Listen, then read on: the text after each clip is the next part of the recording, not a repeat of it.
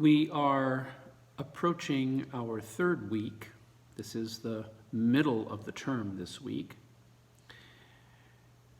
We will be finishing up our Malcolm X film review. And after that, we will be writing our first full-length college paper of 4.5 to 5 pages. And then at the end of the week, we will be taking our midterm. So we have a lot to do this week. We just have to keep moving along. There is so much to do. Your next set of assignments includes the reading of Can Prison Be a School? You may have already read it through quickly once. That's good. Pre-read, quick read. And now we're going to read it critically. Remember, critical reading is probably the most important part of the reading process. It's at the end of this critical reading process that we will almost become a part of the article. The reading will become part of us, I guess you might say that. So as you read carefully, you want to make sure that you understand what the reading is saying, and then there are some discussion questions that I want you to familiarize yourself with. Beyond the 3 that I've already given you, there are some additional. So you want to, if you have a hard copy of the reading, you can highlight, underline, write in the margins. If you don't have a hard copy, you can take notes that will help you with these questions. And all of this is at the link where you see what you need to know in order to understand and write about Can Prison Be a School?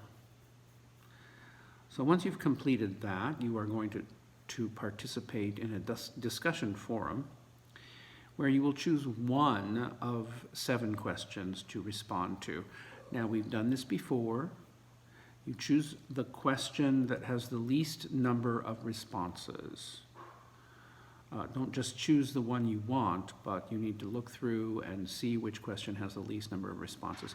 Don't read them. I want you to respond to the question first, and then you can go over and read what other people have said about that. You'll want to read what other people, how other people respond to the other questions a little bit later. These questions are very important because the content that we generate through reading about and talking about these questions will form the basic content for our paper about how Malcolm X learned to read and write. We've already worked on the paper, how Frederick Douglass learned to read and write. So we're going to put all of this together in our next paper, all of this information. So we won't have trouble writing this paper because we will have so much information from these 2 articles and the videos and the film, and we're just going to, it won't be a hard paper to write as a result of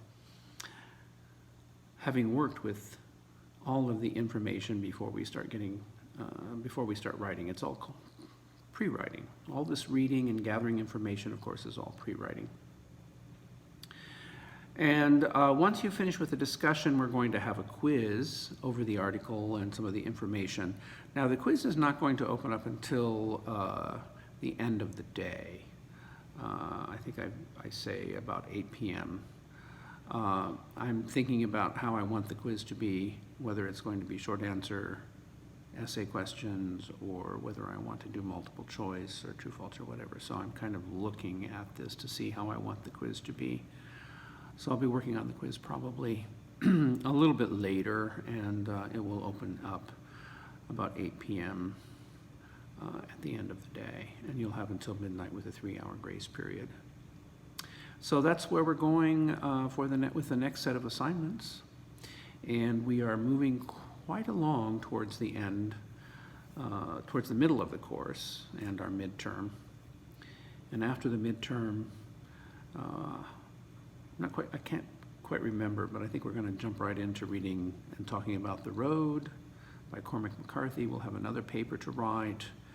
We've got a play to read and a final examination to take. So we still have quite a bit of work to do. I hope you're enjoying it. Actually, I'm having quite a good time teaching this class. You're all a very good class, you know. I'm quite happy with all of you and what you're doing. I get a little bit grumpy when people don't meet the deadlines, but I hope that now that you're you're into the swing of things and you understand the flow of the course, that you're going to meet all of the deadlines through the end of the course so that we can finish just like that. And you'll be ready to move on with your college careers with having completed English 101 in 5 weeks. Now, how's that? I think that's good. See you online.